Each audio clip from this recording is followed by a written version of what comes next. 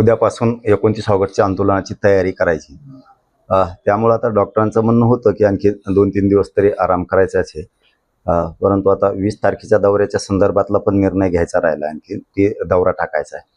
त्यामुळे मी आजच आता 6 वाजता डिस्चार्ज घेतोय। डॉक्टरांना बोललोय की आता सुट्टी द्या, दुखलंच तब्येत खराब झाली तर मी पुन्हा माघारी येईल, परंतु आता तिथं पार्किंगच्या संदर्भात अंतरवलीतले ग्राउंड बघायचे, अनेक विषय तिथं पाण्याच्या टँकर पासूनच्या सगळ्या व्यवस्था करायचं, कारण अंतरवलीत या राज्यातला कानाकोपऱ्यातला मराठा समाज अंतरवलीत येणार आहे। मराठा समाज जागा झालाय।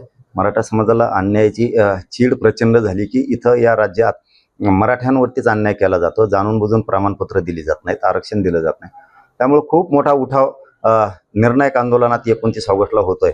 त्यामुळे तयारी सुद्धा ती करायला लागते, म्हणून मी आता डिस्चार्ज त्यासाठीच घेतोय। मराठा समाजात सुद्धा माझं आव्हान आहे की राज्यातल्या कानाकोपऱ्यातल्या मराठ्यांनी या शेवटच्या निर्णायक मराठा समाजाच्या आंदोलनात सगळ्यांनी सहभागी होऊन अंतरवालीला आपण आंदोलनाला भेट द्या, कारण आपण कधी काळी आंदोलनात सगळे आलेला, जे आलेले नसतील त्यांच्यासाठी विशेष आहे की त्यांनी आंदोलनात सहभागी व्हा। जे आत्तापर्यंत सहभागी झाले त्यांनी पण, आणि जे आत्तापर्यंत सहभागी झाले नाहीत त्यांनी पण या आंदोलनात सहभागी व्हा, कारण कधी काळी आपण मराठा समाजाचे आहेत। कधी काळी जर आपल्या नातवानं पंतूनं कधी जर विचारलं तर या आंदोलनात आमचे सुद्धा आजोबा पणजोबा होते, असं आपल्या नातवाला पंतूला गर्व वाटला पाहिजे की आपण या लढाईत, मराठ्यांच्या निर्णायक लढाईत होतो, साक्षीदार होतो।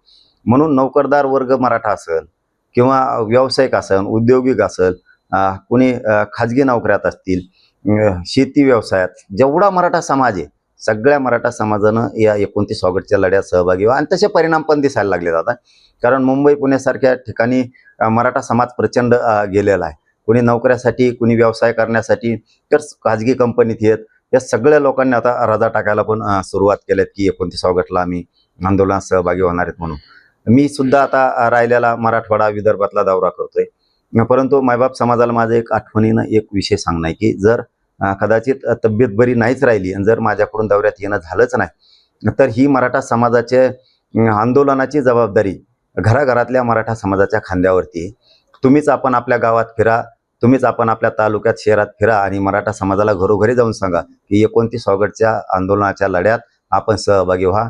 जरांगे पाटलाला येता आलं नाही तब्येत खराब असल्यामुळं, म्हणून आता आम्हीच तुम्हाला सगळ्यांना निमंत्रण देतोय। तसं घराघरातल्या मराठ्यांनी आता स्वतःच आंदोलनाची जबाबदारी आपल्या खांद्यावरती घ्या आणि सगळ्यांनी 29 ऑगस्टच्या आंदोलनाची तयारी करा, ही मराठा समाजाला विनंती आहे। आणि आंदोलन मात्र या राज्यात शांततेतच झालं पाहिजे, आणि असं आंदोलन पुन्हा देशात कधी झालं नसेल, इतक्या ताकदीनं मराठा समाजानं या आंदोलनात बाहेर पडावं।